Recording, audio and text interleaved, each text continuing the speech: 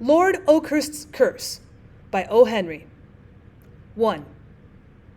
Lord Oakhurst lay dying in the oak chamber of the eastern wing of Oakhurst Castle. Through the open window, in the calm of the summer evening, came the sweet fragrance of the early violets and the budding trees. And to the dying man it seemed as if earth's loveliness and beauty were never so apparent as on this bright June day, his last day of life. His young wife, whom he loved with a devotion and strength that the presence of the King of Terrors himself could not alter, moved about the apartment, weeping and sorrowful, sometimes arranging the sick man's pillow, and inquiring of him in low mournful tones if anything could be done to give him comfort, and again with stifled sobs eating some of the chocolate caramels which she carried in the pocket of her apron. The servants went to and fro with that quiet and subdued tread which prevails in a house where death is an expected guest, and even the crash of broken china and shivered glass which announced their approach seemed to fall upon the ear with less violence and sound than usual. Lord Oakhurst was thinking of days gone by, when he wooed and won his beautiful young wife, who was then but a charming and innocent girl. How clearly and minutely those scenes rose up at the call of his memory. He seemed to be standing once more beneath the old chestnut grove where they had plighted their troth in the twilight under the stars, while the rare fragrance of the June roses and the smell of supper came gently by on the breeze. There he had told her his love, how that his whole happiness and future joy lay in the hope that he might win her for a bride, that if she would trust her future to his care, the devotedness of his lifetime should be hers, and his only thought would be to make her life one long day of sunshine and peanut candy.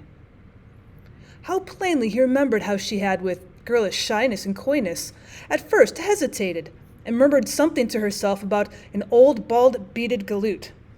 But when he told her that to him life without her would be a blasted mockery, and that his income was £50,000 a year, she threw herself onto him and froze there with the tenacity of a tick on a brindled cow, and said with tears of joy, "Henry, I am thine." And now he was dying. In a few short hours his spirit would rise up at the call of the destroyer, and quitting his poor, weak earthly frame, would go forth into that dim and dreaded unknown land, and solve with certainty that mystery which revealeth itself not to mortal man. 2. A carriage drove rapidly up the avenue and stopped at the door. Sir Everard Fitzarmond, the famous London physician who had been telegraphed for, alighted and quickly ascended the marble steps. Lady Oakhurst met him at the door, her lovely face expressing great anxiety and grief. "Oh, Sir Everard, I'm so glad you've come. He seems to be sinking rapidly. Did you bring the cream almonds I mentioned in the telegram?" Sir Everard did not reply, but silently handed her a package, and slipping a couple of cloves into his mouth, ascended the stairs that led to Lord Oakhurst's apartment. Lady Oakhurst followed. Sir Everard approached the bedside of his patient and laid his hand gently on the sick man's diagnosis. A shade of feeling passed over his professional countenance as Lie gravely and solemnly pronounced these words, "Madam, your husband is croaked." Lady Oakhurst at first did not comprehend his technical language, and her lovely mouth let up for a moment on the cream almonds. But soon his meaning flashed upon her, and she seized an axe that her husband was accustomed to keep by his bedside to mangle his servants with, and struck open Lord Oakhurst's cabinet containing his private papers, and with eager hands opened the document which she took therefrom. Then, with a wild, unearthly shriek that would have made a steam piano go out behind a barn and kick itself in despair, she fell senseless to the floor. Well, Sir Everard Fitzarmond picked up the paper and read its contents.